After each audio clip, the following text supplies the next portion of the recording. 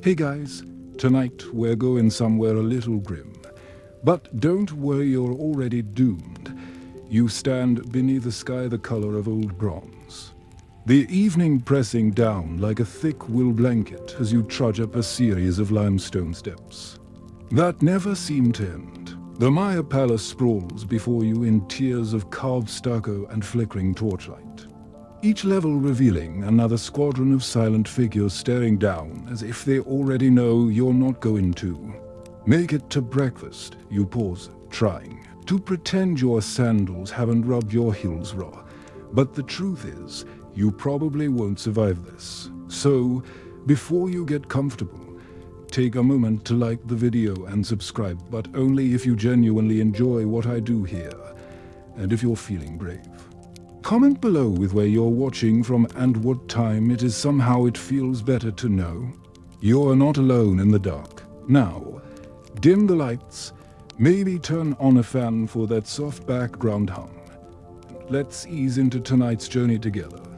You reach the main courtyard just as a guard slams a wooden staff on the stones, announcing your arrival in a language you can't understand but can still sense is not exactly a warm welcome. The first thing that hits you isn't the grandeur or the power or even the torch smoke, it's the smell. A curious fusion of fermenting maize, stale sweat, and something vaguely metallic. Like old coins left too long in the rain. You try to swallow discreetly, but your throat sticks to itself. To your left, a series of low altars drips with offerings, squashed fruit, sticky pots of honey, crushed flowers that might have been bright once but now look tired and pulpy. You inch past them, pretending you don't notice the insects threading in and out of the pulp like tiny, efficient porters. Someone shuffles up behind you and mutters something that sounds half friendly, half bored. You give them a polite nod, because frankly, you can't risk offending anyone here. Remember, you're standing in the nerve center of the kingdom, the sacred and administrative heart of everything that matters, and it has all the charm of an overcrowded locker room. The stone floors are slick under your sandals. Your eyes wander up the towering walls painted with scenes of rulers holding court, warriors with headdresses twice their height, and scribes hunched over bark paper codices. All these murals seem to watch you with a collective, faintly amused disdain, as though you've already broken some unspoken rule by breathing too loudly. Historians still argue whether these palaces were meant more as political theaters or genuine residences.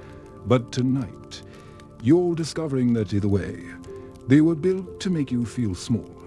The guard gestures for you to follow, and you shuffle along a narrow path between two low platforms, each stacked with clay bowls and mats stained a deep rust color you choose not to examine too closely.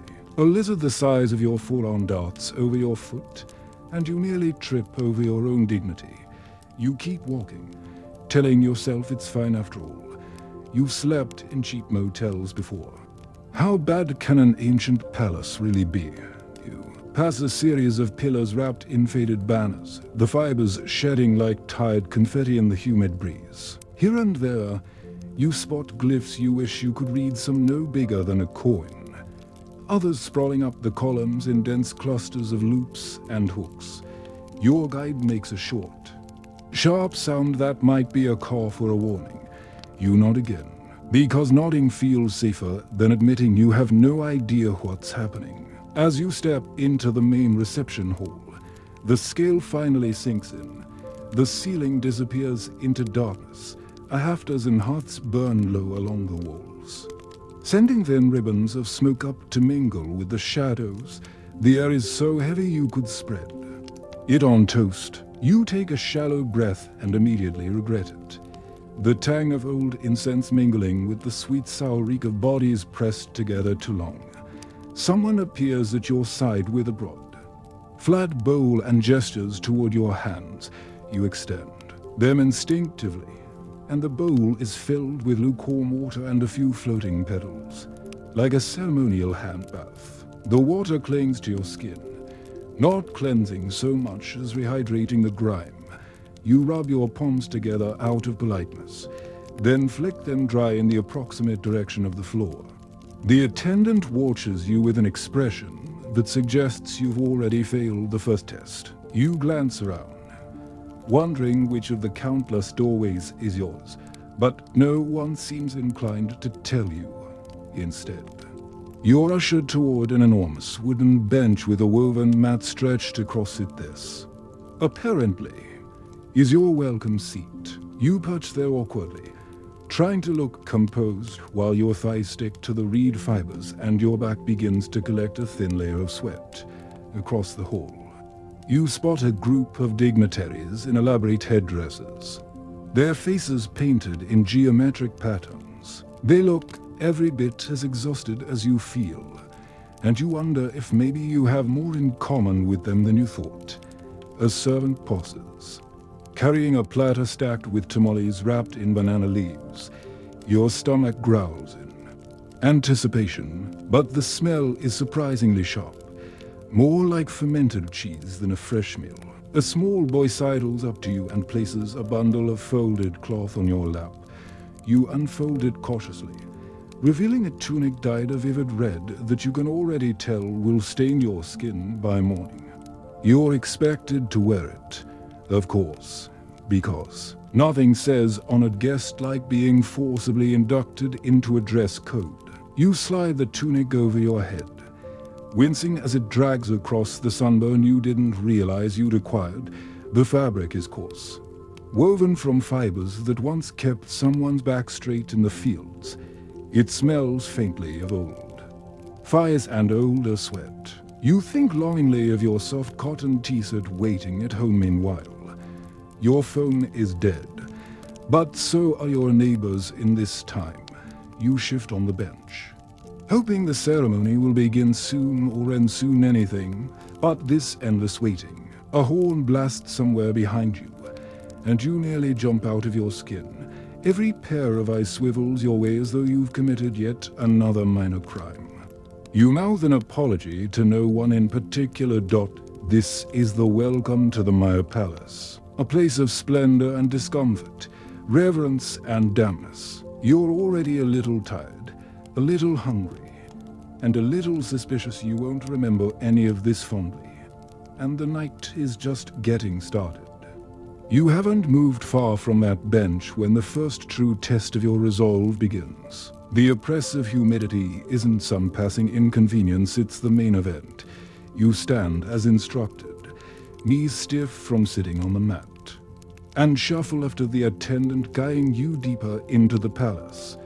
The air thickens with every step, like walking into a giant clay oven that's decided to sweat on you. The hallway is narrow and lined with more of those banners, limp in the heat.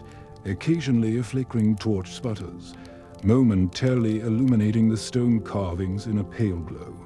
You're grateful for the light until you realize it only shows how much moisture is beading on the walls. The stones themselves feel alive with condensation, exhaling that wet, earthy scent you usually only find in an unventilated basement. Your guide doesn't slow down. You try to match their pace, but your sandals slip on the damp floor, and you nearly careen into a carved pillar. The god behind you clears his throat in a tone that suggests you've done something terribly rude again. You mumble an apology you know they can't understand. You finally enter what looks like the main ceremonial hall.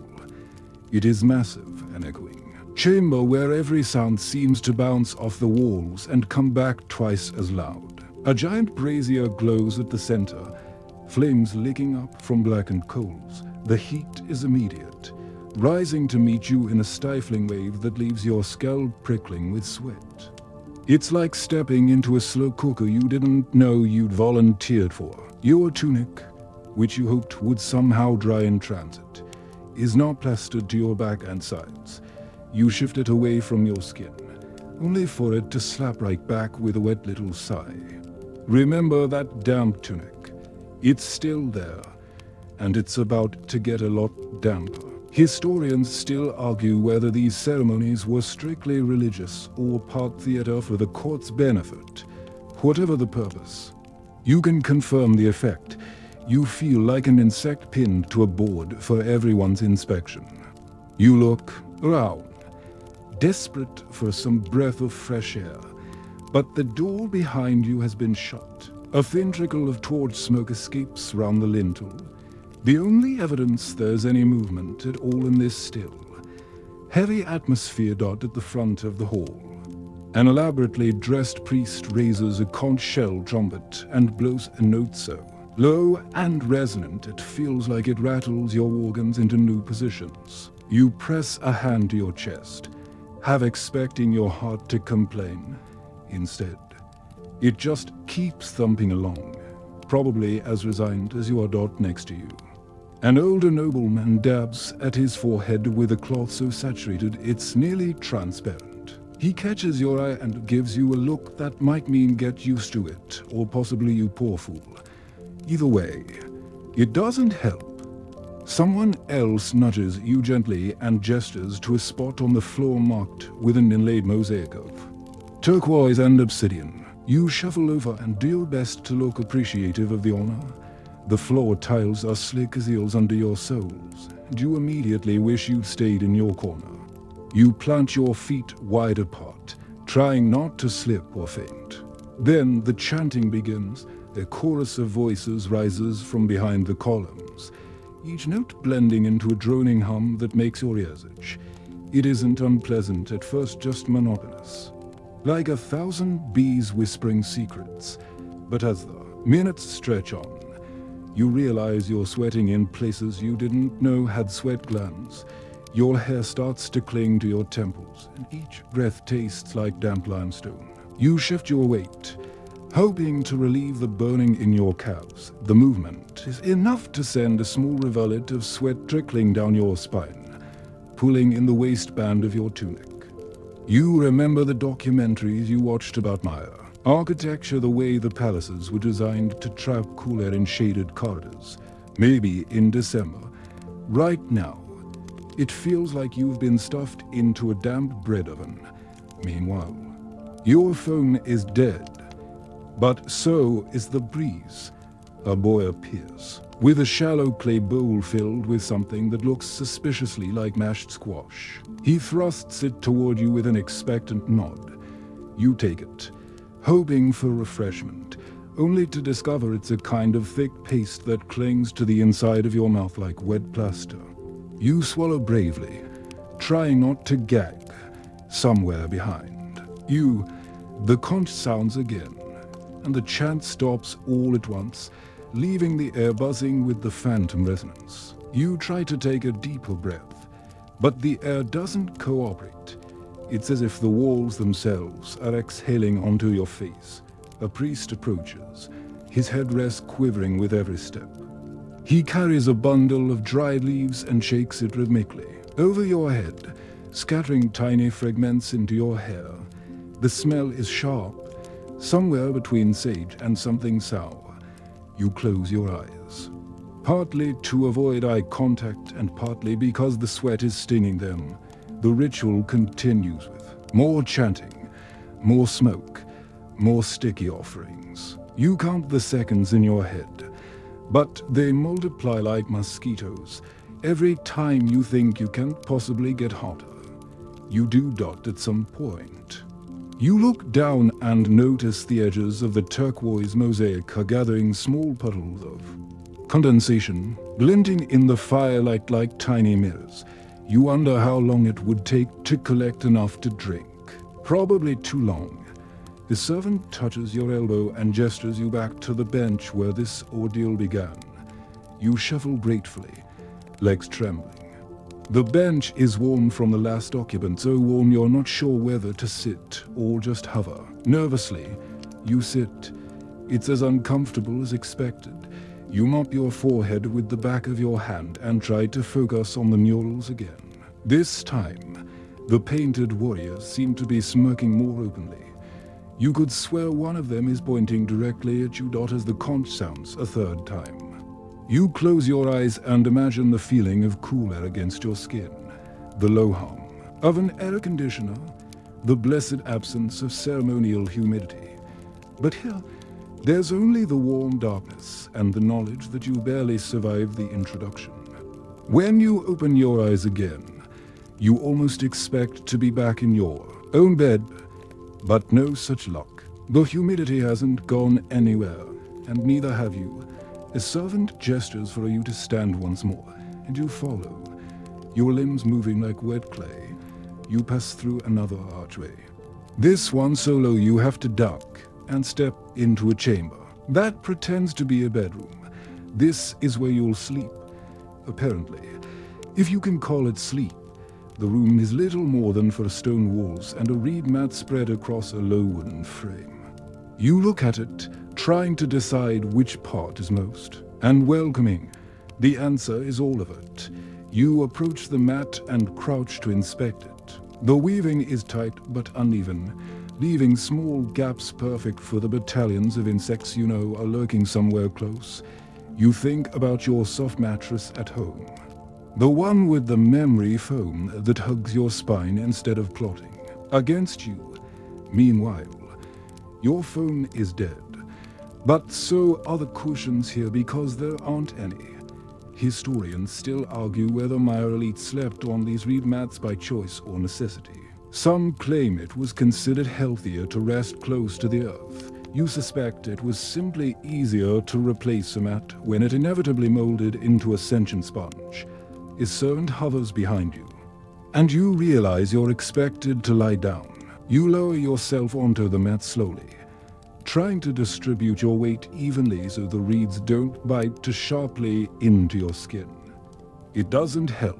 Every thin strand presses into your back like a reminder that luxury is a modern invention. As you settle in, you notice something moving in the shadows near the wall, a small beetle. Shiny and determined, it scuttles along the base of the mat, disappears under it, and you feel your entire spirit leave your body for a moment. You tell yourself it's fine, that beetles are just part of the ambience. But deep down, you know you'll be feeling phantom legs on your skin all night. You pull the thin blanket, if you can call it that, over your body. It smells faintly of damp straw and something more pungent, like old milk. You try not to breathe too deeply. The air here is so thick it feels like it should come with a straw for a moment. You think maybe you could get used to this if you just pretend you're coming, but then you shift your weight, and the mat creaks ominously. A splinter jabs your thigh.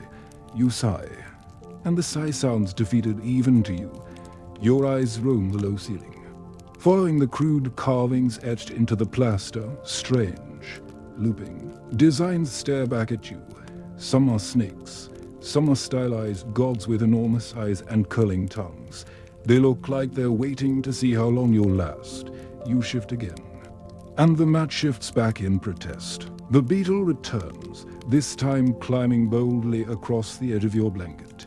You flick it away, trying to be gentle. You fail.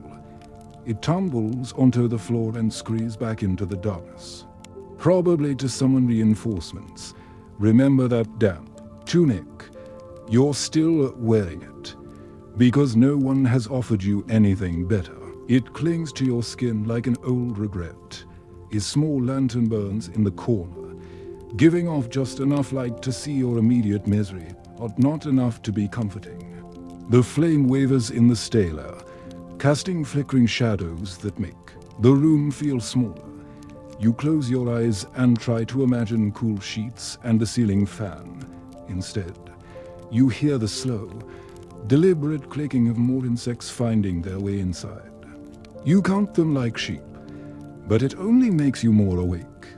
Servant reappears, carrying a shallow bowl filled with something that smells herbal, almost minty. He sets it by your head and gestures in a way that suggests it's meant to help you sleep.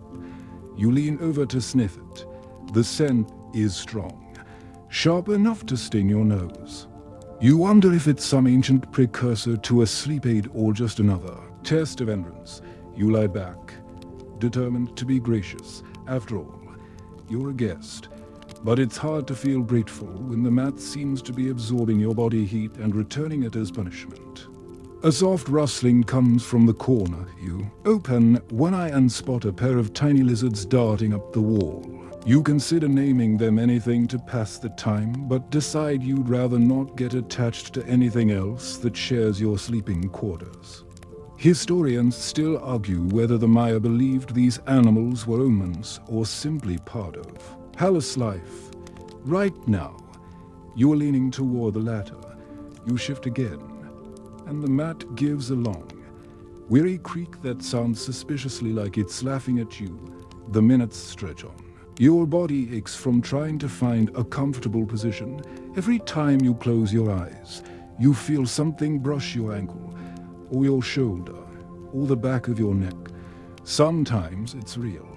Sometimes it's your imagination. You're not sure which is worse. Outside, a drum beat starts slow and steady, like a heartbeat in the dark. It pulses through the stone walls, a reminder that ceremony never truly stops here. You press your palms over your ears, but the rhythm seeps into your bones. You think about your own bed again, about clean sheets and quiet nights. Here, even rest feels like a performance you're failing. You try to breathe evenly, but the air is too warm, too thick. It settles on your chest like a lead blanket. Eventually, you stop fighting. You lie perfectly still, letting the mat press its woven pattern into your back. The insects keep exploring, the drum keeps pounding, and the air keeps sitting heavy on your lungs. This is your first night in the palace. You've already learned the most important lesson. Things that sound fancy rarely feel fancy. Especially when you're the one lying in the dark, counting every moment until dawn. Dawn doesn't exactly arrive so much as seep in round the edges of the stone walls. The light is the color of old parchment, weak and diffused, but at least it signals the end of your uneasy truce with the insects. You open your eyes to find that the room hasn't improved overnight. If anything, it feels smaller. The humidity hasn't lifted. Your tunic is still glued to your skin. And somewhere in the corner, the lizards have resumed their tiny conspiracies. You rise from the reed mat with a noise you don't mean to make, a low groan that sounds like the floor itself protesting you. Our presence, the mat has left a latticework of red marks across your back and arms, an itchy souvenir you'll carry all day. A servant appears without warning and gestures for you to follow. You do, if only because staying in this little chamber feels like surrender. The hallway outside is brighter, but no cooler. You shuffle along, noticing that the walls here are decorated with murals so densely packed you can hardly find an empty patch of plaster. Some panels show kings wrapped in immense headdresses. Others depict lines of captives trotting in the opposite direction you're going now.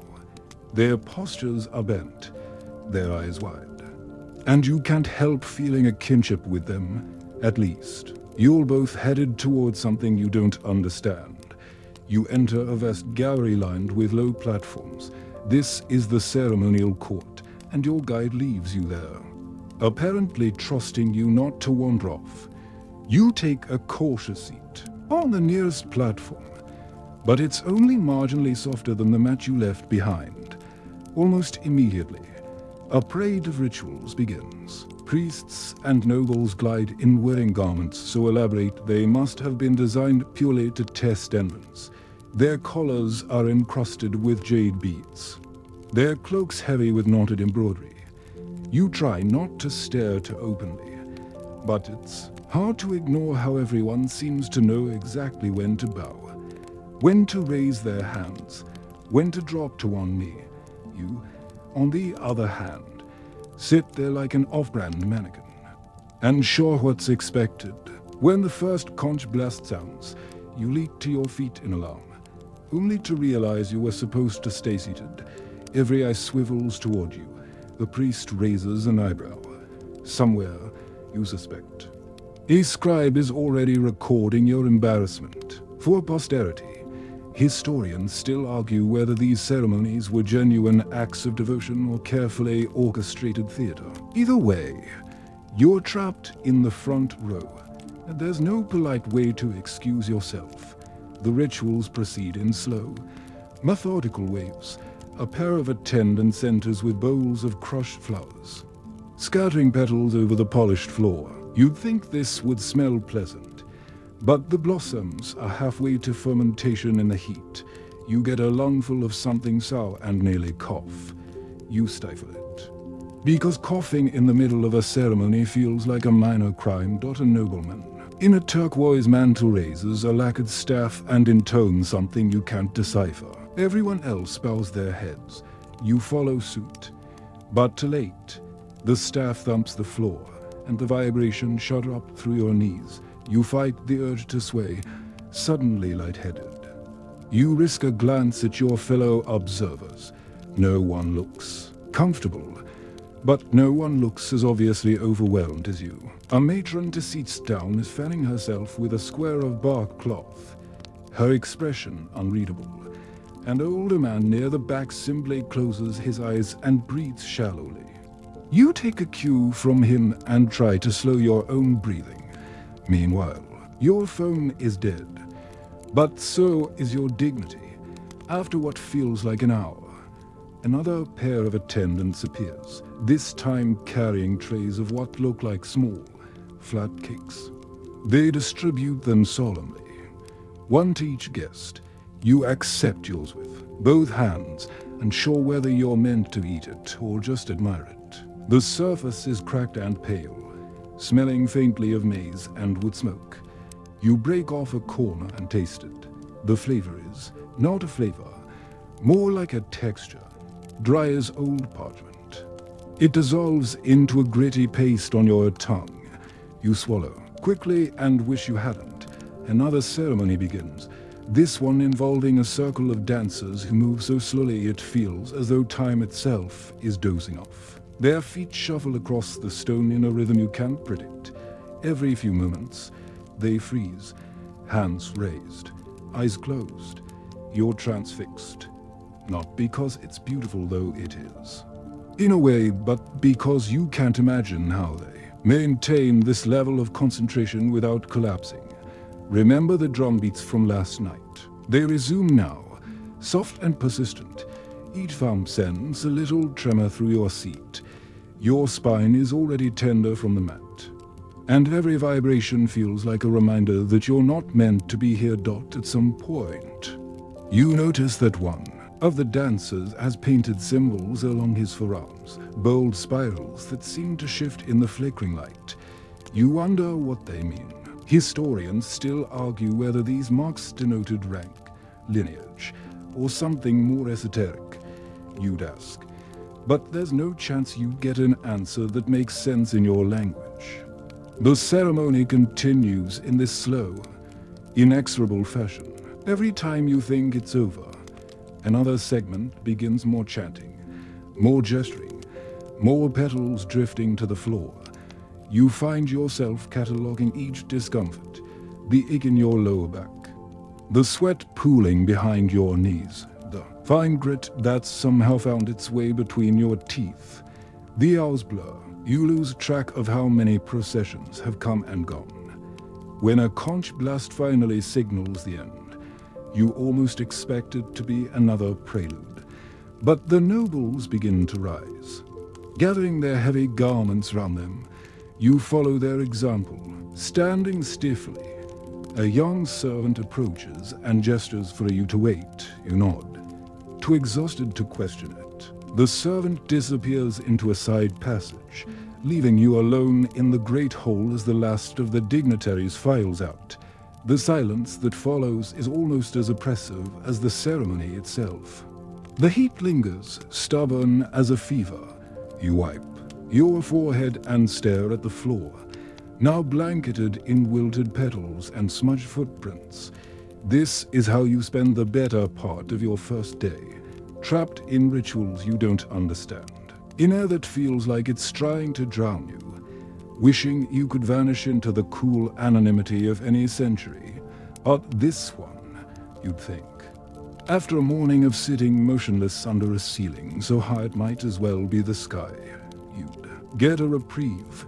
Instead, you're guided into a smaller chamber adjoining the hall, where your next lesson in palatial reality waits: the food. If you've ever imagined the ancient Maya banquets as lavish affairs with overflowing platters, tonight is your chance to update those expectations. The chamber is dim, lit by 3 clay lamps that sputter smoke into the corners. A long table stands. At the center, draped in woven mats, on top, bowls and platters crowd every inch, exuding an aroma that manages to be both sweet and sour at once.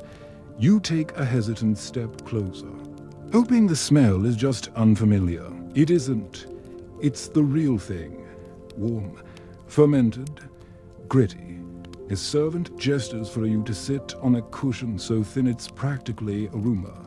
You perch on it anyway, tucking your legs neatly beside you. The mat under your knees is sticky. You choose not to investigate why. A ceramic cup is set before you. The liquid inside is thick and brown, giving off a pungent scent that could be chocolate, could be something else entirely. You lift it cautiously, remembering that cacao was prized here as a luxury, reserved for elites and special ceremonies. So you're about to drink history itself, or at least a version of it that's been fermenting in this cup for a few days too long. You sip. It coats your tongue with an oily bitterness, like unsweetened cocoa blended with the memory of ashes. You swallow out of politeness, then regret every decision that led you here. Meanwhile, your phone is dead, but so is your appetite. A clay platter arrives next, bearing several discs of maize flatbread. You pick one up. Relieved, it looks innocuous. The relief lasts exactly one bite. The surface is grainy, flecked with bits of husk that wedge themselves between your teeth. It tastes faintly sour, as if it's been left to contemplate its own existence too long. You chew slowly, hoping your face doesn't betray you. Historians still argue whether these meals were deliberately fermented for preservation or simply because the climate made everything spoil faster. Either way, you're discovering the culinary downside of life in a palace. Just because it's prestigious doesn't mean it's fresh. You try to distract yourself by studying the room. The walls are decorated with more mural scenes of lords and scribes, hands extended toward towering baskets of food. None of them look as skeptical as you feel. In the corners, several servants hover, eyes trained on your every movement. You wonder if they're evaluating your technique or just waiting to whisk away the leftovers the second you look away. Another dish arrives, small bowls of stewed beans and a paste the color of pale clay. You scoop a little onto your flatbread, hoping the flavor will be more forgiving. It isn't. The paste tastes like a combination of boiled peanuts and old bread. You take another sip of the cacao, which somehow makes it worse. Don't remember that damp tunic. It's still sticking to your shoulders, growing heavier with every nervous bead of sweat. You try to shift it away from your neck, but the fabric clings stubbornly, as though determined to remind you you're not at home. A bowl of roasted squash is placed before you, glistening with some kind of oil. You taste it and find it oddly sweet, almost pleasant, encouraged. You take a second bite only to discover the seeds inside are tough enough to crack a tooth. You chew carefully, praying you won't have to explain dental emergencies in a language you don't speak. The meal continues in this fashion, dish after dish appearing, each less appetizing than the last. Small tamales filled with minced fish that tastes suspiciously pungent, steamed greens that leave a chalky film on your tongue, a stew so thick it wobbles when you prod it with a fingertip. You taste everything, partly out of curiosity, partly because you don't want to insult your hosts, mostly because you can't imagine what punishment waits if you refuse. Somewhere in the middle of this ordeal, you remember reading, That ancient Maya lords used meals as displays of status. What you ate, how much you ate, and how you reacted were all signals of rank and respect. You do your best to look appreciative, even as you chew the same mouthful for what feels like a full minute. Historians still argue whether these banquets were intended to honor guests or test their endurance. As you choke down another bite of gritty maize, you suspect it's the latter. You look across the table at a nobleman wearing a mantle studded with shells. He's methodically dipping his flatbread into a bowl of bright red sauce, face serene. You try to mimic his movements, dipping cautiously. The sauce tastes like pure fire. Your eyes water instantly, and you cough into your hand. He doesn't look up. You wonder if he's secretly pleased you failed this particular trial. Servants glide by to refill your cup with more cacao. You try to protest, but your words come out hoarse. The cup is topped off anyway. You take a careful sip and resign yourself to the fact that you will never taste sweetness. Again, as the last dishes are cleared away, you realize how much your body aches from sitting on the hard mat. Your knees are numb, your shoulders tight. You stand slowly, feeling every joint complain. The nobleman across from you finally looks up, expression as blank as ever. You nod politely, unsure whether you've passed or failed. When you step away from the table, you glance back and see the remains of your meal. Half-eaten cakes, a smear of sauce, crumbs scattered like confetti. It looks as though you've hosted a tiny disaster. You're led back toward the main hall, your stomach churning. You wonder if you'll ever feel truly clean again, or if you'll carry this gritty aftertaste for the rest of your life. You already suspect you will. This was food fit for the elite. You remind yourself so prestigious it's practically sacred. But tonight, you've learned that prestige doesn't always come with flavor. That sometimes the best part of a meal is knowing it's finally over. The hall you re-enter looks much the same as you left it, dim and monumental. The ethic, with the peculiar combination of stale incense and human fatigue. If you were hoping the ceremonial meals would be the worst of your experience, you're about to discover a new, more aromatic challenge, the stench of prestige. You follow a line of dignitaries shuffling toward the throne room from a distance. It looks magnificent, massive carved lintels, painted pillars, and elaborate glyphs winding up the walls like ivy. But as you step inside, you hit a wall of scent so dense you flinch. It's the smoke that hits you first, heavy with resin and something cloyingly sweet. Copal incense, you recall used in rituals, burned in offerings, essential to the sacred atmosphere. But as the first wave clears, something darker seeps through, a sour undertone of sweat.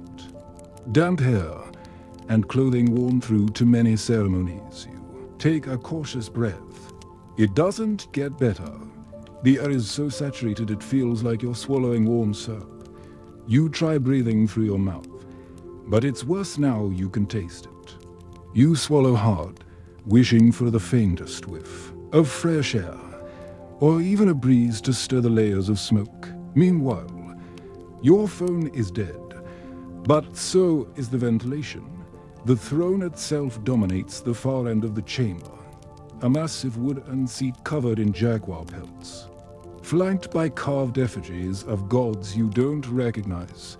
It should look regal. Instead, it looks like a place you might sit only if no other options remained.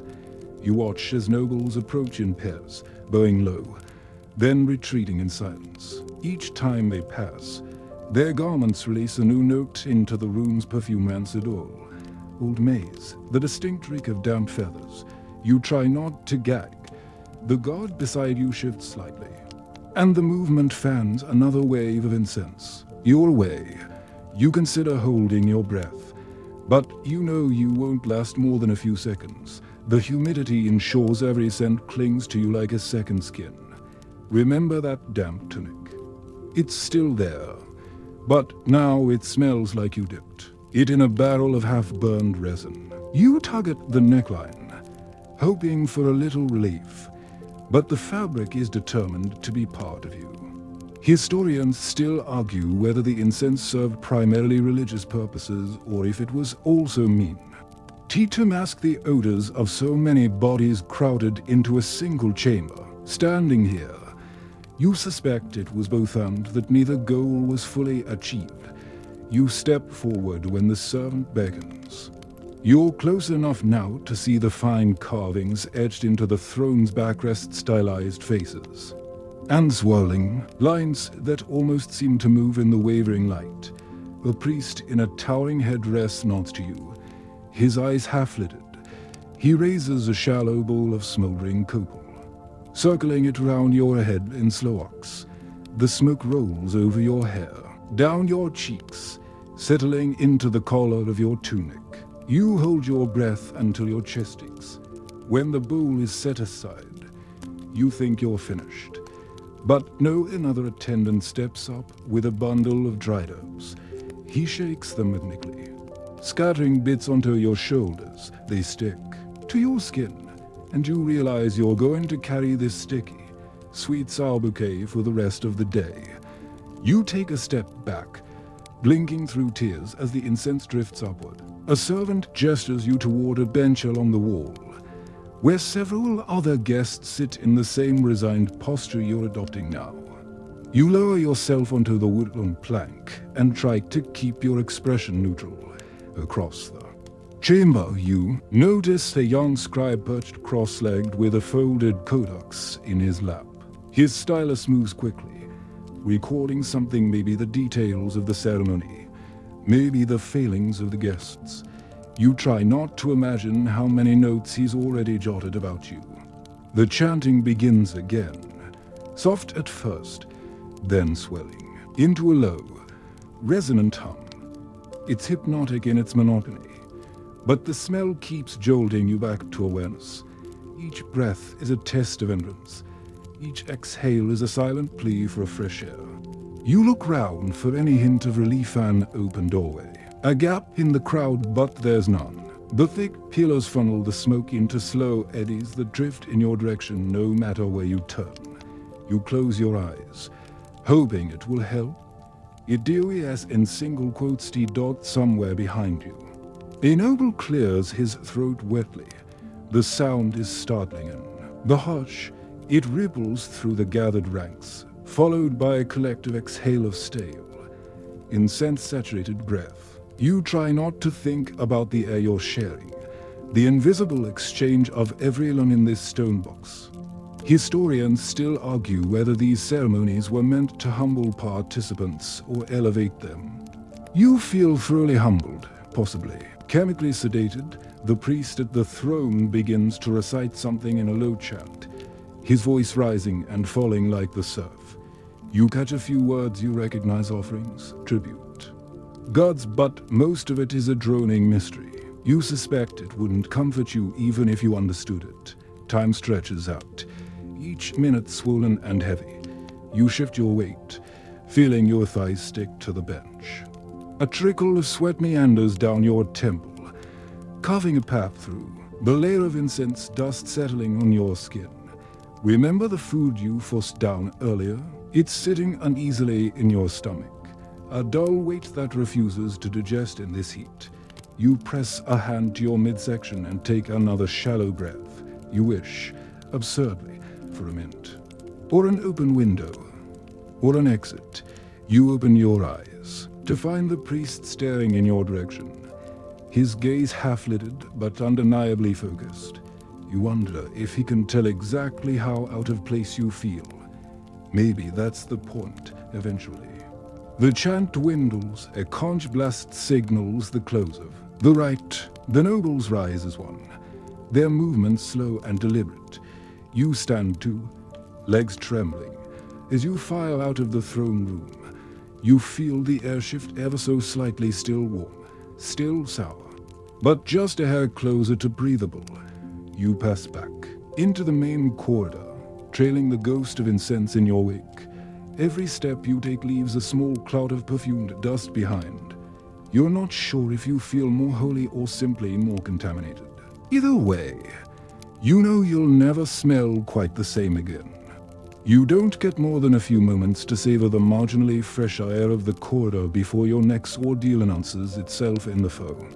I remember a young attendant who appears at your elbow. He gives you a look that somehow combines pity and impatience and gestures for you to follow.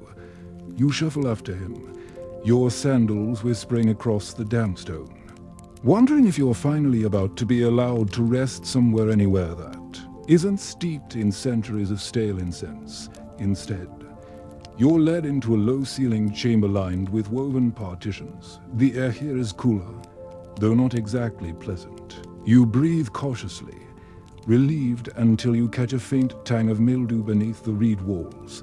At least it's a different flavor of discomfort. Your guide beckons you to sit on a reed mat and then vanishes without a word, leaving you alone with a dozen palace servants who are staring at you like you're the punchline to a joke they've been telling for hours. You nod politely to them. They don't nod back. A woman steps forward and lifts a small, polished board covered with intricate carvings, probably a schedule of tasks or etiquette rules. She points to it, then to you, and then back to it again. You stare blankly. She sighs, setting the board aside with a little more force than necessary. One of the younger attendants, he can't be more than 14, brings you a small cup of something that looks suspiciously like yesterday's cacao. You accept it because refusing feels riskier than compliance. When you take a sip, it's somehow even more bitter than before, as if the cup itself had stewed overnight in your failures. Meanwhile, your phone is dead, but so is any chance of blending in. You set the cup carefully beside you and try to look attentive. Another servant begins speaking in a low, measured tone, gesturing to a series of objects laid out along the wall-folded cloth. Ceremonial jewelry, bundles of feathers, you nod. Occasionally, though you have no idea what any of it means, every so often, she pauses to give you a look that suggests she's waiting for you to repeat back some essential instruction. You smile weakly instead. She doesn't look impressed. Remember, that damp tunic, it's still glued to your ribs, made worse by the fact you're now sitting cross-legged on a mat that radiates last night's humidity. You shift your weight, trying to find a position that feels less like a punishment. No luck. Historians still argue whether these intricate rules of palace etiquette were designed to maintain order or to ensure no outsider ever felt entirely welcome. Judging by the smirks and sidelong glances you're collecting, you suspect it's both. The demonstration continues. You're shown how to drape the ceremonial mantle across your shoulders so the embroidered edge doesn't drag on the ground. You try to mimic the motion, only to find the fabric tangling round your elbows. The servants exchange looks. One of them mutters something that earns a chorus of restrained laughter. You imagine the caption, "Foreigner tries to dress himself, fails spectacularly." Another servant steps forward with a flat dish holding a paste the color of wet clay. She dips 2 fingers in and gestures for you to do the same.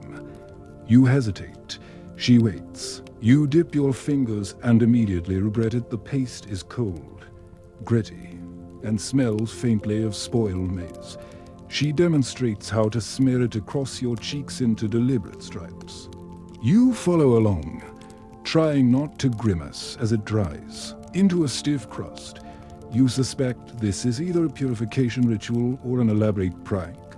You sit there, face straight, tunic damp, while the woman with the carved board returns to recite another set of rules from her tome. You can tell she doesn't expect you to master them. You nod anyway, because nodding is the only gesture you've perfected. A pair of servants begin demonstrating a bow you're apparently expected to execute whenever you enter a chamber containing a noble. You watch carefully, then rise to attempt it yourself. You lower your head, extend your arms, and and nearly topple forward onto your face. A hand shoots out to steady you. There's more laughter.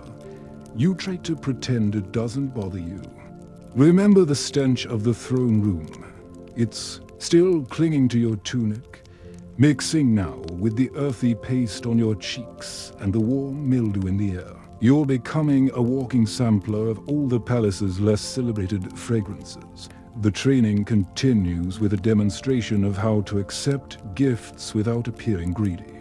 You're handed a small woven basket, instructed to lift it to chest height, and then return it with a solemn nod. You do this 3 times. The 4th time, your sweaty palm slips, and the basket lands in your lap. You catch it before it hits the mat, but your dignity doesn't survive the fall. Historians still argue whether these lessons were part of a systematic education for visiting dignitaries, or just an allobo. Great way to remind outsiders of their ignorance. You're inclined to believe the latter. By the time the last rule has been explained, something involving the proper way to avert your eyes when a high priest enters, you feel like your brain has been jammed. Lie steamed along with your body. Can't remember half of what you've been shown. The other half blurs together in a haze of ceremonial gestures and disapproving stares. A final servant approaches and carefully wipes the paste from your cheeks with a strip of damp cloth. For a moment, you think it's an act of mercy. But then she replaces it with a new pattern to vertical lines that tingle against your raw skin. You suspect this means you're now officially a novice in the palace's hierarchy of confusion. When you're finally allowed to stand, your legs feel shaky. You bow awkwardly to the group, and to your surprise, 1 or 2 of them give you the faintest nod in return. It isn't quite acceptance, but it isn't complete rejection either. You'll take it. You step out into the corridor again, trailing the faint perfume of spoiled maize and ceremonial resignation. This time, you can't help but think you've graduated from mere discomfort to a deeper kind of humility, one that comes from knowing you'll never truly get it right, no matter how many times you try. The corridor beyond the etiquette chamber feels almost cool by comparison, though the relief lasts only until you notice the torches flickering against the low ceiling, each one releasing thin coils of smoke that drift down like lazy spiders. You're not sure where you're going next, but your feet keep moving out of habit. The reed mat lessons still echoing in your head: where to look, when to bow, how not to drop anything. The servant guiding you is a different one this time, taller and older, with an expression you could charitably call neutral. He leads you along a narrow passage that opens into another chamber, this one darker, the air humming with the high, shrill whine of countless tiny wings. You pause in the doorway, hoping you've misunderstood.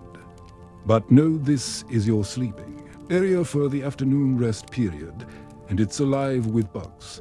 You step inside carefully, eyes darting from one dim corner to the next. In the low light, you can see them, beetles clicking along the reed walls, centipedes hugging the floor's edges, and the occasional mosquito zigzagging through the air in search of fresh victims.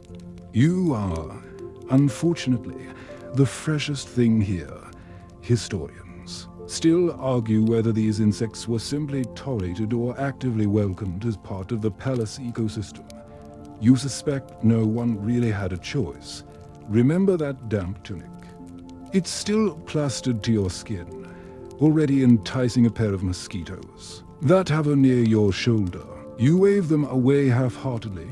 They hover back, determined. Your guide gestures to the mat in the center of the room.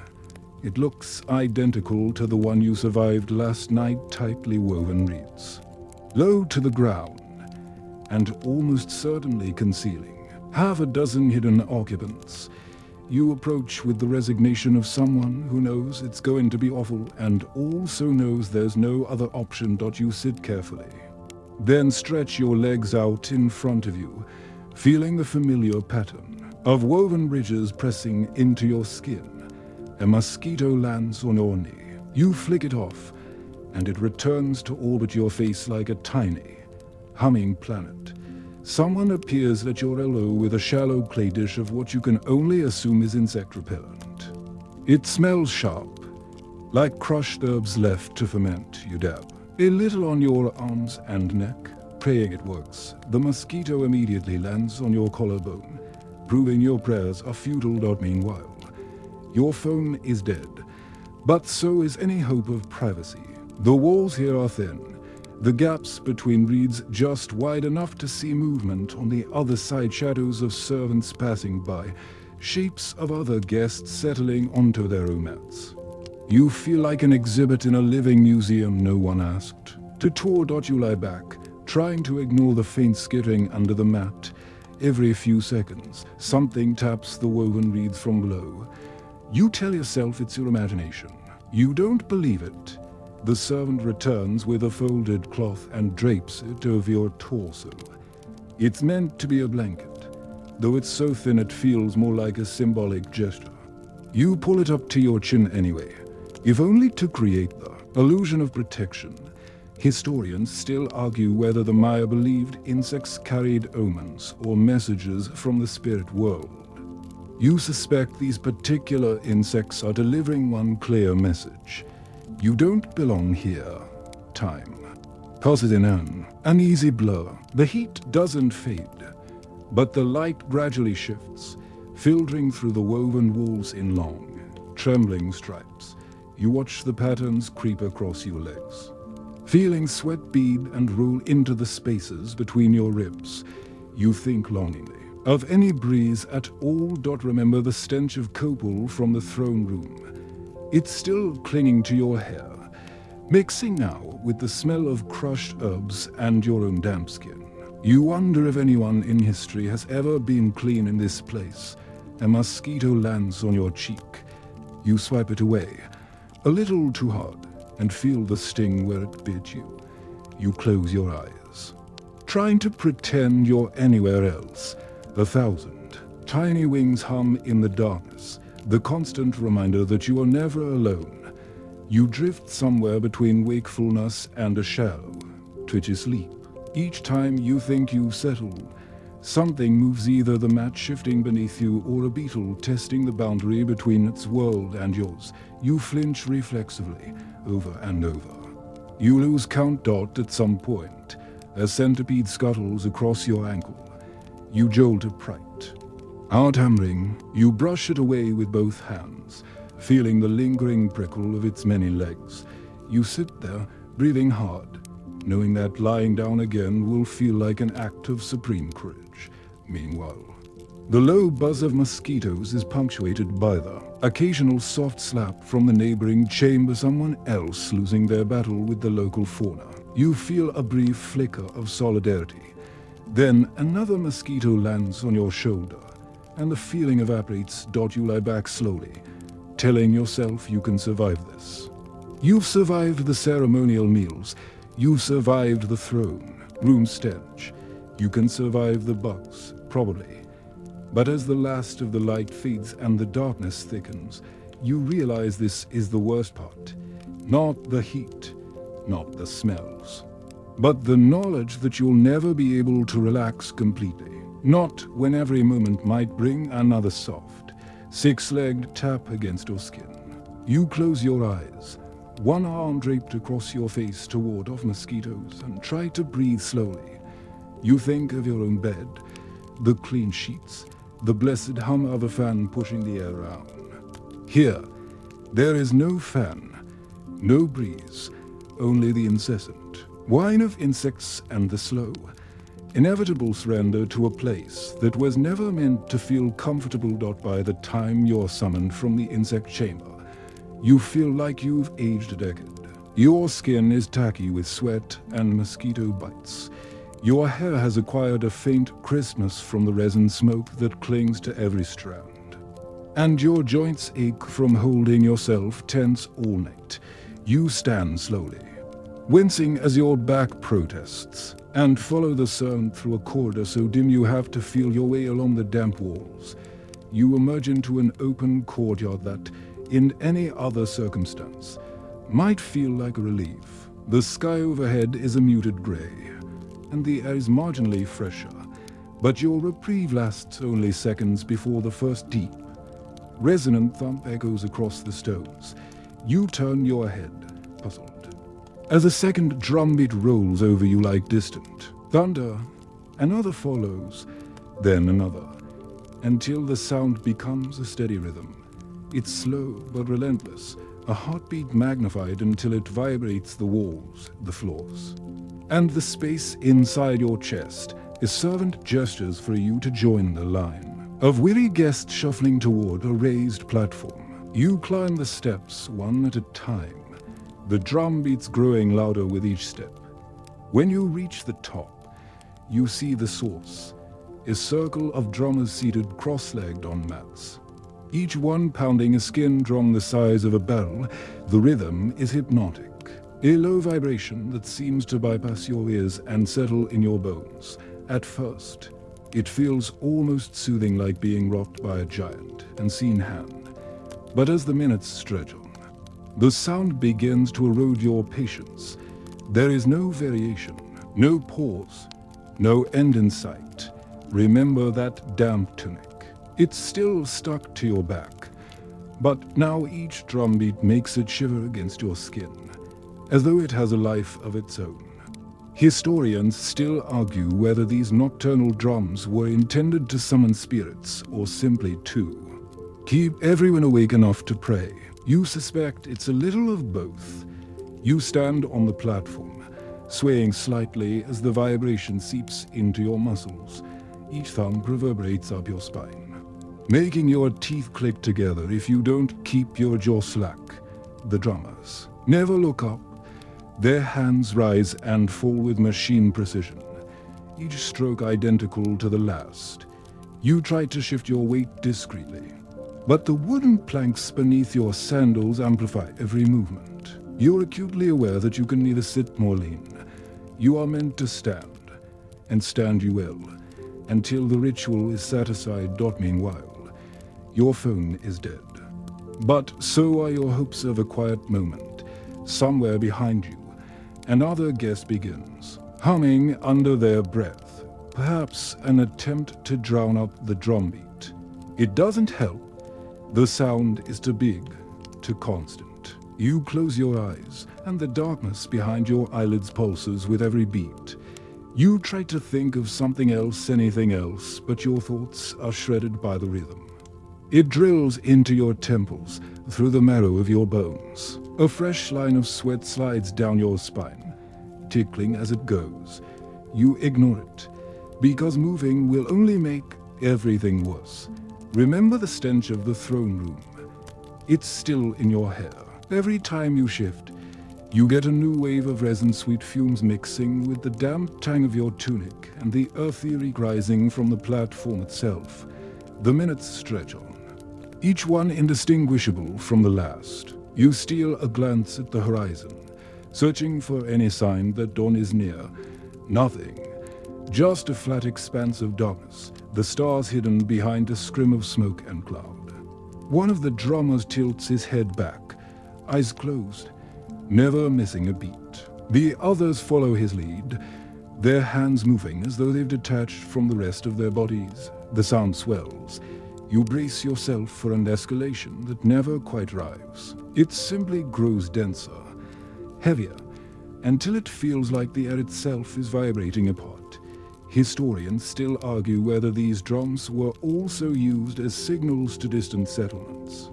You wonder if people miles away are lying awake, counting the same beats, wishing they could make it stop.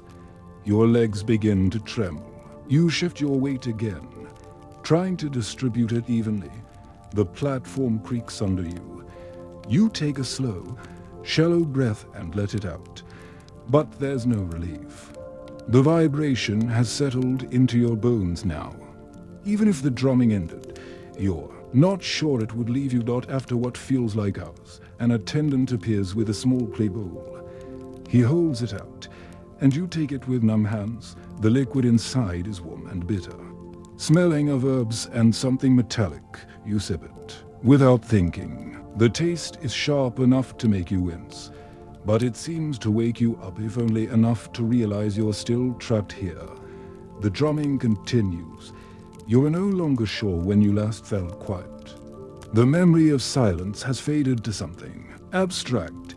You close your eyes again, imagining your own bed's soft sheets, a hutch so complete you can hear your own breathing. Here, the only thing you hear is the drum, and still it goes on. Thump, thump, thump.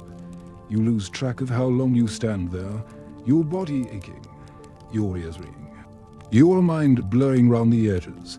You wonder if the drummers ever stop or if they simply hand the rhythm down from one generation to the next, each child born knowing the pattern by heart. Finally, the sound shifts. Not a stop, just a slowing. The drummer's hands grow heavy, the space between beats stretching into something that almost resembles peace. You take a breath that doesn't feel like it belongs to someone else. The last beat lands like a punctuation mark. Silence floods the platform. Your ears ring in the aftermath. For a moment, you sway in the absence of sound. Your balance gone. A servant gestures for you to step down. You do. Though your legs feel brittle, as though they might snap under your weight, you walk away from the platform, aware that the rhythm has imprinted itself inside you. Tonight, when you close your eyes, you know exactly what you'll hear. You leave the drumming platform on legs that don't feel entirely your own. Every step a shaky negotiation between muscle memory and exhaustion. The courtyard stretches before you in the dim light, still clogged with the warmth of a long, airless night. Somewhere out of sight, someone coughs, one more small sound swallowed by the towering stone walls. His servant waves you. Forward, you follow, mostly because you can't imagine standing still any longer. He leads you down a side passage you haven't seen before.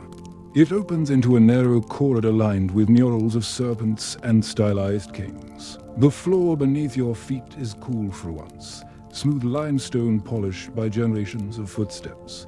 You might almost enjoy it if not for the steady patter of grit dropping from above.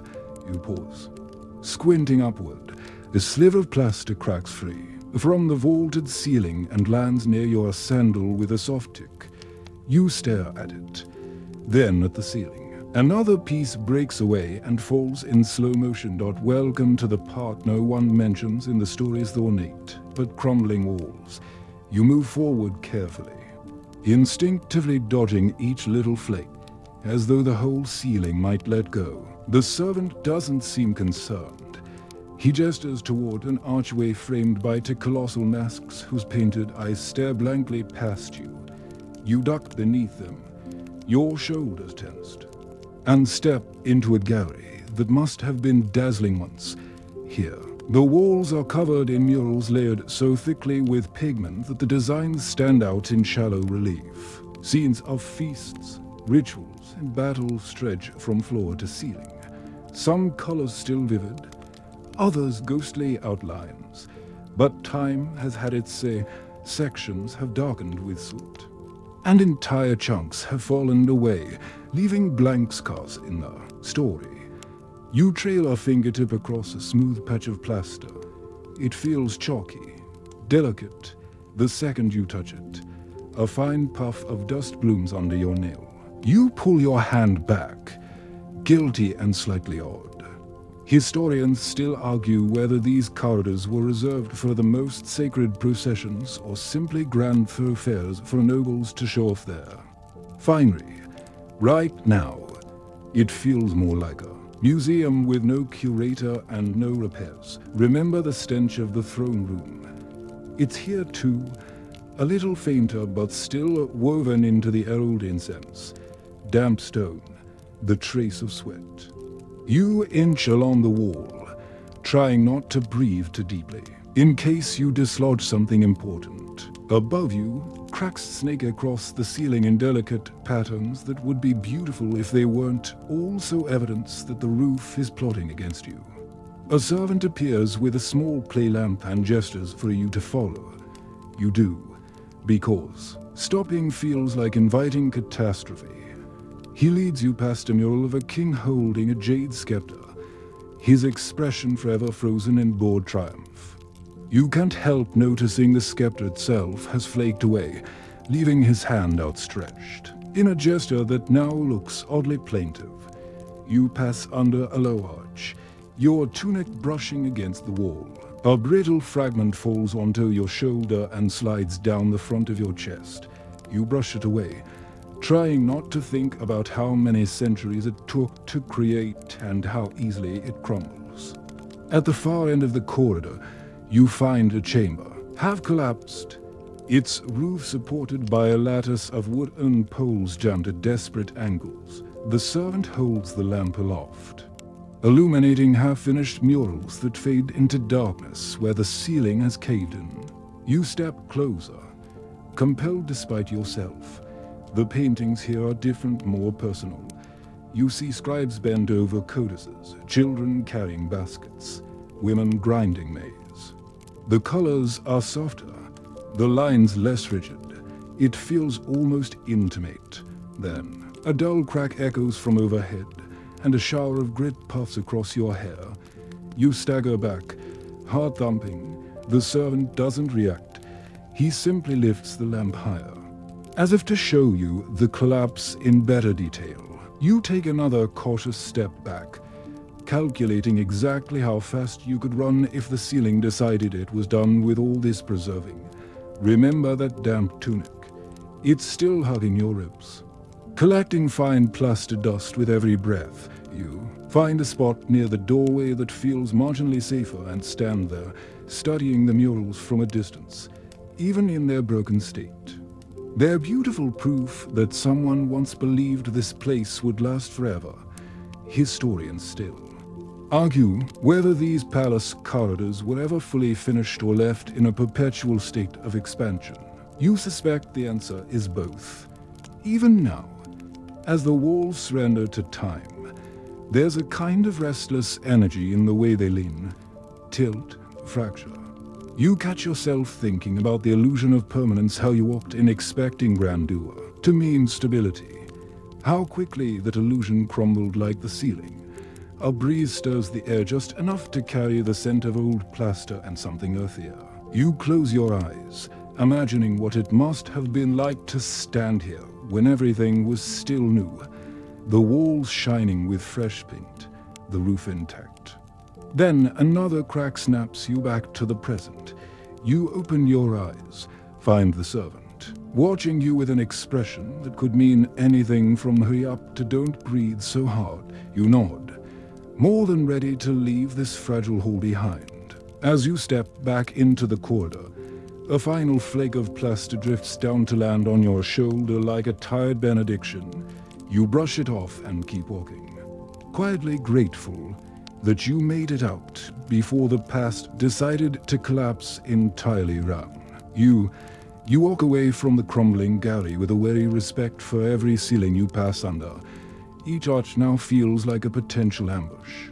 Every flake of plaster a reminder that your continued survival is more luck than entitlement. When the corridor widens into a small vestibule, you almost sag with relief until you notice the servants waiting with folded garments draped over their arms. They look at you expectantly. You look back, hoping this is optional. It isn't. One of them steps forward and offers a tunic so bright it makes your eyes water, a dense red embroidered with elaborate patterns of feathers and jade beads. You reach out to touch it. The fabric is coarser than anything you've worn so far, thick and heavy. You lift it experimentally. It weighs as much as a small child. Historians still argue whether these ceremonial garments were symbols of power or simply status markers in a crowded hierarchy. You're less concerned with their meaning than with how you're going to walk once you put this on. Remember that damp tunic. You think longingly of it as you strip it off. It might have been clingy and sour-smelling, but at least it didn't threaten to crush your clavicles. His servant helps you pull the new garment over your head. It slides down your shoulders with all the delicacy of a sack of rocks. The beads clack against your collarbone, and the woven neckline scratches your jawline every time you turn your head. You haven't even started walking, and you already know this is going to be the longest hour of your life. You take a tentative step forward. The hem brushes your shin like 1,000 tiny burrs. His servant nods approvingly, as though your willingness to endure chafing earns you a gold star. Another lifts a polished mirror just polished enough to reflect your outline, blurred and ghostly. You stare at yourself. Red tunic, stiff posture, shoulders already sagging. You look like a child playing dress-up in someone else's life. Meanwhile, your phone is dead, but so is your dignity. A second servant steps up with a belt woven from something that feels like rope and firearms. She ties it round your waist with brisk efficiency, tucking it snug until you have no choice but to stand straighter. You attempt a polite smile. She doesn't return it. Remember the stench of copal. It's still hovering in the fibers of your hair, mixing now with the scent of fresh dye and warm sweat rising from the heavy cloth. A third servant carries a headpiece, an arc of stiff fabric adorned with long feathers dyed blue and green. She sets it gently on your scalp, then pushes it down just firmly enough to assure you it's not coming off. The feathers sway when you move your head, brushing your cheeks and ears. You wonder if this is how birds feel, slightly ridiculous and constantly aware of their own plumage. When you're fully dressed, you're gestured toward the corridor again. You shuffle along, each step tugging the garment this way and that. The beads slap rhythmically against your ribs. The belt digs into your abdomen. The tunic's hem scratches your calves in a relentless whisper. Historians still argue whether these outfits were reserved for ceremonies or everyday court life. You can't imagine anyone willingly wearing this for more than 10 minutes. The corridor opens into a broad courtyard ringed with columns. Here, a group of nobles stands in similar attire, their faces solemn. You join them at the edge of the circle, trying not to fidget. Every movement reminds you that your clothing is not an outfit, but a trial. A conch shell blows. Somewhere out of sight. The nobles bow as one. You attempt to follow, but the belt presses into your stomach so firmly that you is instead of exhaling gracefully. No one looks at you, but you sense the collective awareness of your inelegance. Remember that of reeds. You'd trade this spectacle for a nap among centipedes if it meant taking off this tunic. The ceremony begins. A series of slow, deliberate chants punctuated by long silences during each pause. You stand motionless, sweat gathering behind your knees. The feathers tickle your temples. The beads shift and settle, tugging at your collar. You realize you are developing a profound appreciation for modern T-shirts. A priest approaches the circle carrying a shallow bowl of something that smells faintly of honey and resin. He dips a bundle of herbs into it, then flicks droplets onto each participant. When it's your turn, the liquid spats across your cheek, trickling down to collect at the neckline. You resist the urge to wipe it away, knowing any movement will only draw more attention to yourself. Historians still argue whether these droplets were blessings or simply another layer of purification. You suspect they were an excuse to drench everyone in more sticky ritual fluid. Another conch blast. Another bow. You do your best to fold at the waist without tipping forward. The belt holds firm. Your ribs complain. The feathers sway like curious onlookers. The ceremony continues. A soft chant starts up, rising and falling in a way that's almost soothing if you could forget about your chafed shoulders and the beads tapping in time against your sea. Allah bone. You close your eyes, pretending for a moment that you're somewhere else, somewhere simpler, wearing something that doesn't feel designed to break your spirit by degrees. But when you open them again, you're still here, wrapped in elaborate discomfort, part of a ritual whose purpose you'll never fully grasp. You think of your own clothes back home, soft, anonymous, blessedly weightless, and feel a pang of longing you never expected to have for cotton. When the final chant fades, the nobles straighten. You follow suit, your body sore in places you didn't know could be sore. The servant gestures you away from the circle, back toward the narrow passage where you started dot as you step out of the courtyard. A breeze stirs just enough to flutter the feathers above your head. For a single, absurd moment, you feel almost regal. Then the beads slide down your sternum with a sharp tug, and the illusion shatters. You keep walking, each step a small act of endurance. Each breath a reminder that grandeur has a price, and sometimes it's measured in chafed skin and elaborate, unmerciful clothing. The corridor that receives you after the ceremonial pageant feels darker than you remember, as though your own fatigue has seeped into the walls. You walk slowly, every step an exercise in balancing the heavy tunic so it doesn't pull you sideways. The feathers rustle against the back of your neck. A constant reminder that dignity here is not only optional but frequently impossible. At the end of the hall, you're greeted by the low murmur of voices, a cluster of nobles gathered round a wide doorway draped with cloth banners. Their conversation pauses when they see you approach. You do your best to bow, though the belt clenches your ribs hard enough that your vision goes momentarily grey. The servant steps out to beckon you in, and you follow. Ducking under the swaying banners, inside, you find yourself in a chamber dominated by a long platform, the surface covered in painted tiles that form a repeating pattern of jaguars and swirling glyphs.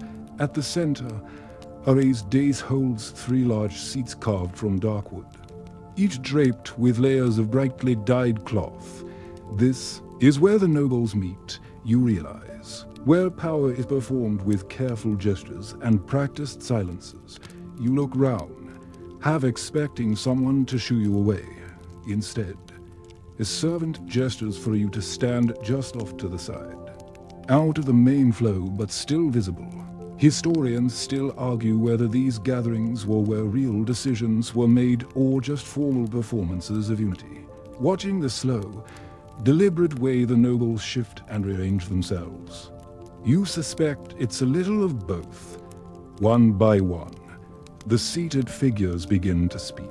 The voices are low, carrying an undercurrent of carefully contained irritation. You don't understand the words, but you don't have to. The tone is universal, polite disagreement sharpened by status games. You stand motionless, hoping to fade into the plaster. Your tunic weighs on your shoulders, the beads digging into your skin every time you breathe. The feathers sway whenever you tilt your head, brushing your ear like a reminder you're never anonymous here. Remember the reed mat you tried to sleep on? You'd almost rather be there, feeling every tiny leg crawl across your ankle, than here, in this chamber where silence is just another tool. Meanwhile, your phone is dead, but so is any chance of blending in. A servant appears at your elbow, carrying a tray with a small clay cup. You take it, more out of habit than curiosity. The liquid is dark and thin, smelling of roasted maize and something acrid. You sip carefully. The taste is smoky, almost bitter enough to make your eyes water. You swallow it anyway. The nobles. Conversation continues in measured phrases. Occasionally, a hand rises to punctuate a point. You watch as each speaker glances down, gauging the room, adjusting their voice or posture in subtle increments. It's like watching a performance whose script you'll never be given. Remember the stench of the throne room. It's fainter, here replaced by the mingled scents of damp cloth, scorched resin, and the faintly sweet rot of old offerings tucked into niches along the walls. Time stretches, punctuated only by the shifting of heavy garments and the occasional, deliberate cough. You're surprised at how little is actually said. Most of the communication seems to happen in glances, in the smallest flex of a jaw or tilt of a chin. Historians still argue whether the mire courts prized action or appearance more. standing here. You realize they were masters of making those. Two things look identical. Your knees begin to ache. You shift your weight and immediately regret it. Your belt cinches tighter, pressing into your stomach. You suppress a grimace and go still again. One of the nobles turns to look directly at you. The gaze is level, assessing, as though you're a curiosity to be catalogued and then ignored. You bow your head just enough to acknowledge him, hoping you've guessed the right gesture. He doesn't react. You suspect you've guessed wrong. Minutes pass, maybe hours. The chamber grows warmer as more bodies fall in. Each arrival another layer of heavy cloth and watchful eyes. The low voices blend into a kind of background hum, lulling you into a trance broken only by the occasional burst of laughter, sharp and precise, as if even amusement here requires permission. You think about how much simpler it is to be unimportant, how much energy it must take to care this much about every word, every look, every tiny shift in the pecking order. The longer you stand here, the clearer it becomes. Power isn't always satisfying. Sometimes it's just exhausting. Remember, the food you choked down earlier, you can still taste it if you breathe too deeply. At last, a final speaker stands and raises both hands. The rest of the nobles bow their heads. You try to follow suit, but the headpiece tilts forward, feathers sliding over your forehead like a curious cat. You freeze, unsure how to recover gracefully. A servant steps forward and nudges the feathers back into place with the expressionless efficiency of someone who's done this 1,000 times. The assembly dissolves with a quiet efficiency. Nobles gather their heavy cloaks and drift away in pairs and trios, still murmuring in low voices. You remain where you are, waiting for some sign you're allowed to move. Finally, your guide reappears. You bow clumsily, feathers swaying, and shuffle after him. The corridor outside feels like a release. Even with the warm air and the damp patches spreading across the walls, you keep walking, each step a reminder that here, authority isn't something you can hold or measure. It's something you have to wear, and if you're not used to it, it's heavy enough to break you down a little at a time.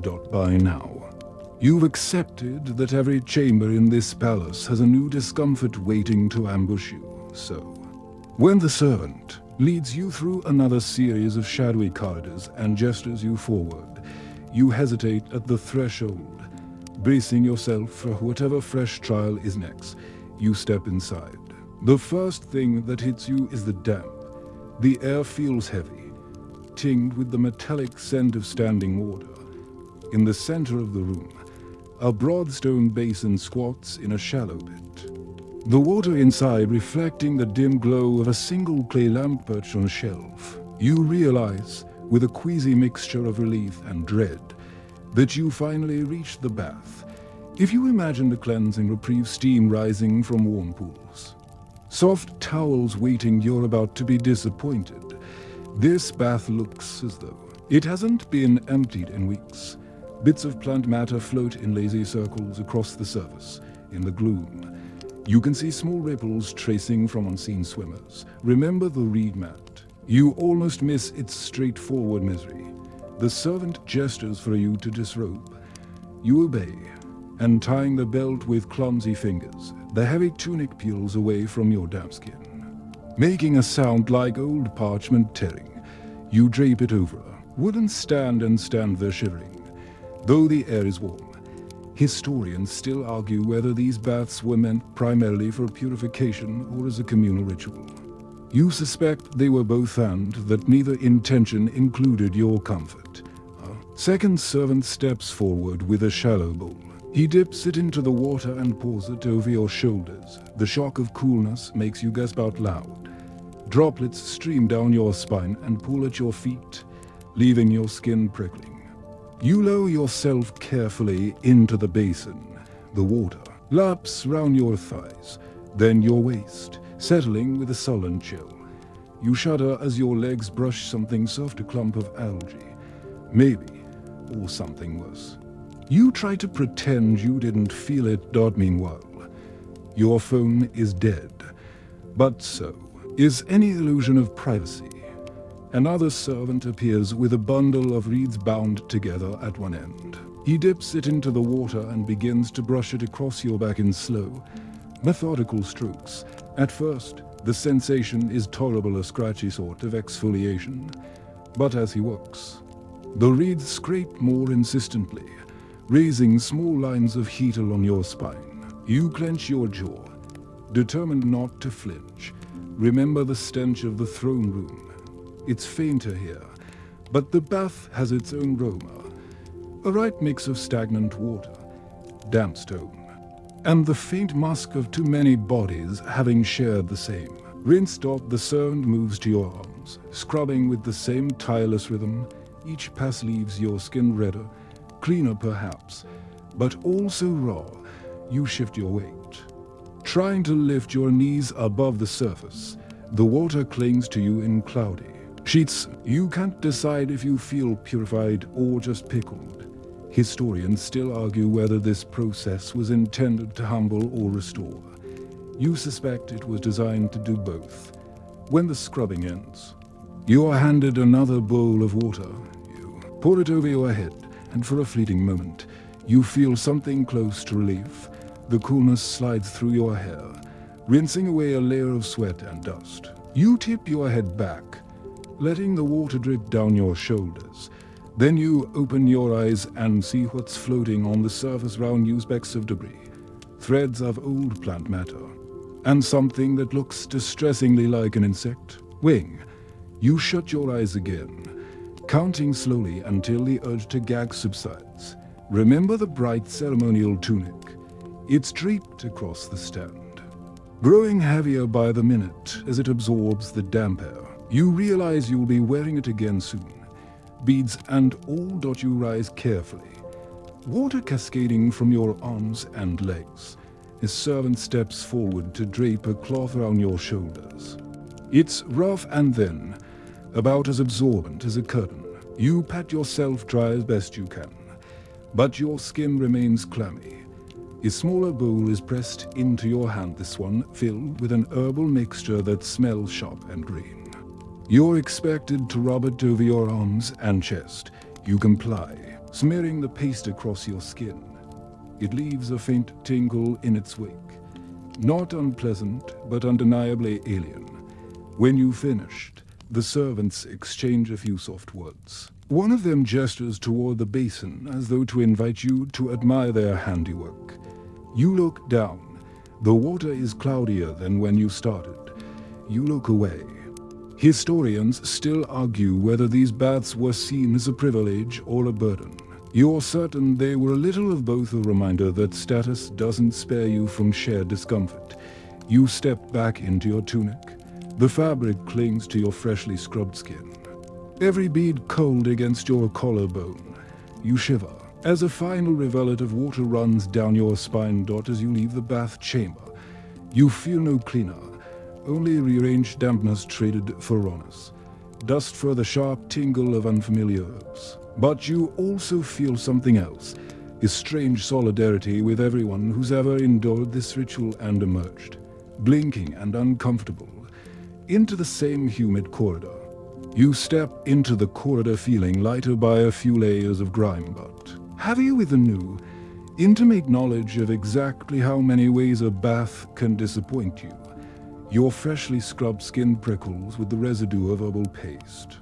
Every step you take seems to reactivate it, sending little waves of tingling discomfort across your chest. Your tunic, now damp again from the bath chamber's humidity, clings to your shoulders like an old grudge.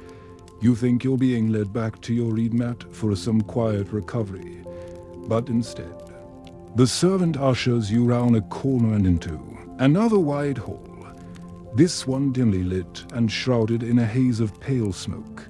You pause in the doorway, blinking against the faint burn in your eyes. The air is dense, thick with the unmistakable perfume of copal resin. Clay burners line the perimeter, each one exhaling its thin white plume into the chamber. You take a tentative step inside, The smell hits you with full force, a sticky sweetness, layered over something sharper, a little like a freshly extinguished match.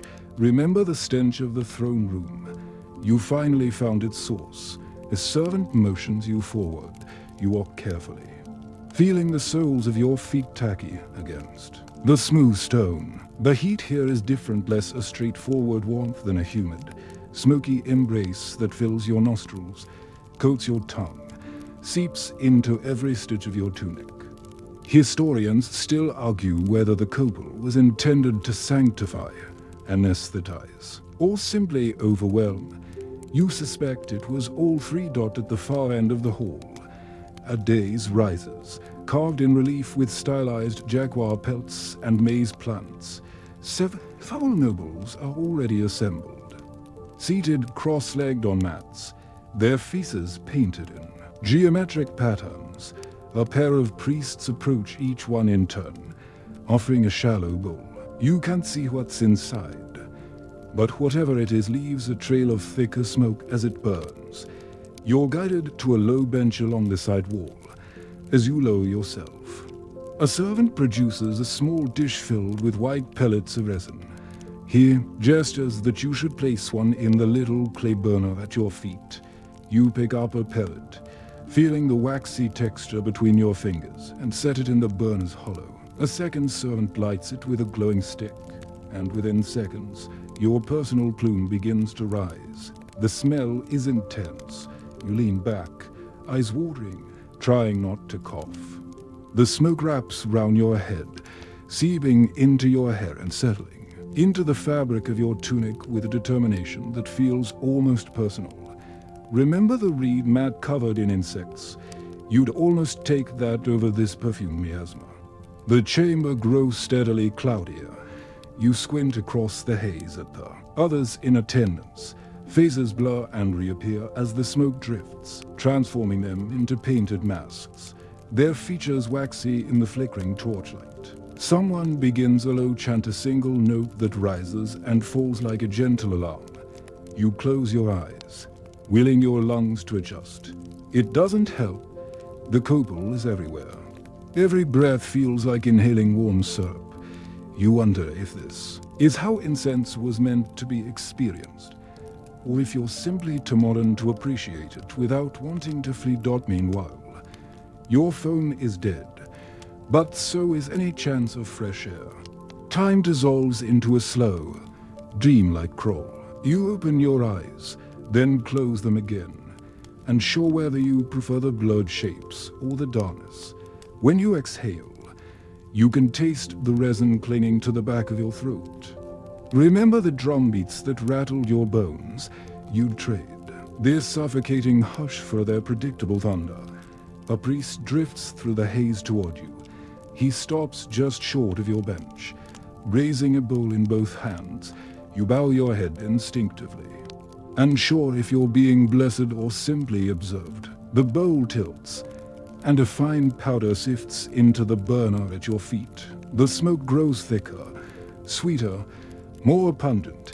Historians still argue whether this stage of the ritual was a preparation for deeper ceremonies or simply an act of purification.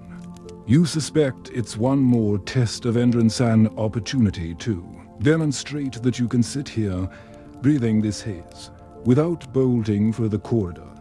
You shift your weight on the bench, feeling the resin-stiffened tunic creak at the seams. A bead of sweat slides down your neck, vanishing into the collar.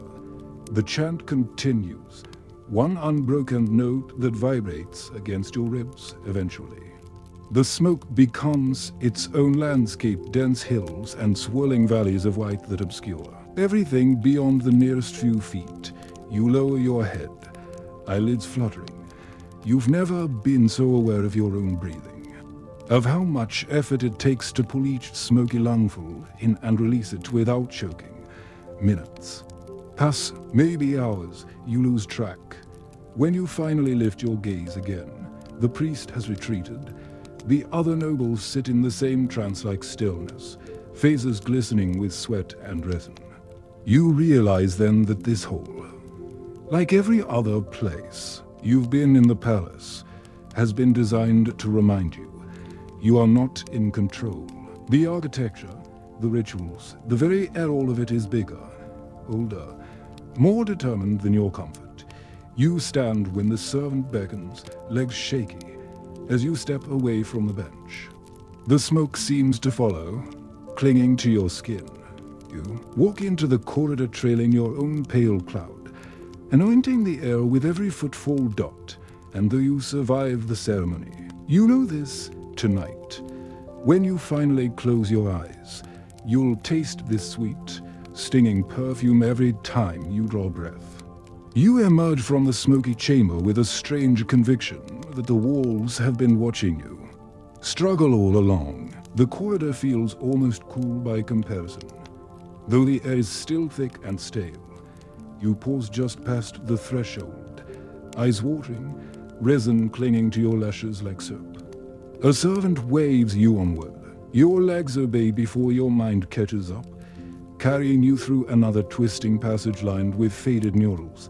This time, you recognize some of the figures, the same stylized lords. The same ceremonial gestures, repeating over and over in a relentless loop. It feels fitting. You spent so long here. You're starting to become part of the decoration yourself. The passage widens into a final courtyard, open to the sky. The dawn has crept in while you weren't paying attention. Grey light spills across the paving, stones illuminating every cracked surface, every weed sprouting from between the slabs. You stand there for a moment, blinking, the faintest breeze brushing your face. It smells of dust and something cleaner relief. Maybe you almost let yourself. Hope this is where the ordeal ends, but the servant gestures again. You follow, past a row of pillars topped with eroded glyphs. Ahead stands a single, unremarkable doorway framed in crumbling plaster.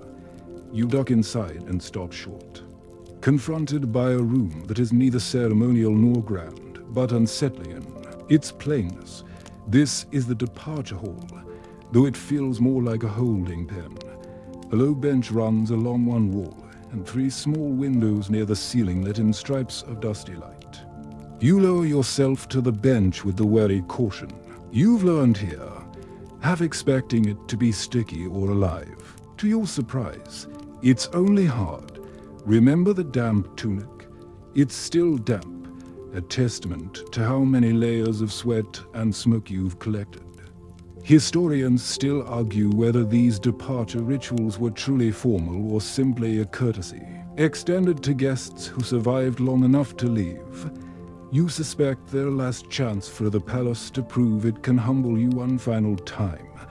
You sit in silence as more servants appear, each carrying something small. One has a folded cloth bundle that he deposits on the bench beside you. Another offers a shallow cup of water that smells clean, so clean you nearly weep with relief. You sip it slowly, feeling the grit and resin wash away in increments.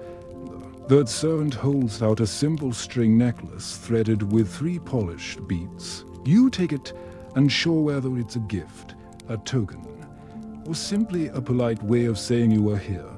The beads are cool in your palm, smooth and reassuringly solid. You slip the necklace over your head, feeling the string settle against your collarbone. Remember the reed mat covered in insects? You would almost rather go back there than sit here waiting, unsure what comes next. Minutes pass. The breeze sifts through the windows in lazy drafts. You close your eyes, breathing it in, pretending it's enough to make you clean again. Meanwhile, your phone is dead. But so is your sense of time. At last, a final attendant steps into the doorway. He regards you with an expression you can't decipher: pity, respect, resignation. He nods once, slow and deliberate. You stand on unsteady legs, your joints stiff, your skin still tingling from the herbal paste and the smoke. He leads you across the courtyard, back to the main gate where you first arrived. You pass beneath the same towering lintel you once thought impressive. Now, it simply looks tired. The carvings overhead are worn and shallow. The stone discolored from generations of hands and weather. Historians still argue whether these palaces were designed to awe or to exhaust. You suspect the answer is yes. You step into the threshold, feeling the last of the palace airbrush your face. It smells the same damp, old, complicated, but you know you're about to leave it behind. You turn to look back one last time. The servants stand in a loose semicircle, watching you with the same unreadable expression. You nod to them because you've learned, if nothing else, that sometimes a nod is all you have to offer. You cross the courtyard slowly, feeling the dawn warm your face with every step. Something loosens in your chest, a tension you hadn't realized you were carrying. Remember every discomfort you endured, the dampness, the insects, the drums, the smoke. They're all still there, part of the palace's quiet machinery. But you're not. Not anymore. You step through the outer gate, into a brightness that feels impossibly clean. You breathe in, tasting air that isn't thick with incense, and for a fleeting moment, you're grateful that this place exists to remind you how sweet it is to leave, and how miraculous it is to live in a world where you can. Tonight you've traveled farther than you ever meant to, through chambers that tested not just your patience, but every sense you possess. You felt the weight of woven garments meant to impress, smelled the cloying incense that never let you forget your place, and learned that luxury, in this palace, is a carefully crafted illusion, one that leaves you damp, aching, and a little wiser as you settle back into your own bed, soft and clean. You might find that some part of you is still standing in that smoky hall, the feathers brushing your cheek, the resin clinging to your breath. Let it fade slowly, like the last notes of a song you don't quite remember. Let your muscles remember the relief of stepping away, the hush of an errand troubled by ceremony. Your story can rest now. You've earned the quiet, the simplicity, the small comforts we so easily take for granted: a blanket that doesn't scratch, a pillow that doesn't smell of old offerings, the familiar weight of ordinary things. Close your eyes and let your breathing soften. Feel the warmth round you, gentle and undemanding. Let the last traces of those long corridors slip away into the dark, and as you drift off, remember that even the grandest places are often just elaborate tests of entrance. You've passed every one of them tonight, and now you're free to simply be. Sleep well, and be grateful that tomorrow, when you wake, there will be no drums calling you to stand, no incense clouding your morning, just the quiet promise of another ordinary day.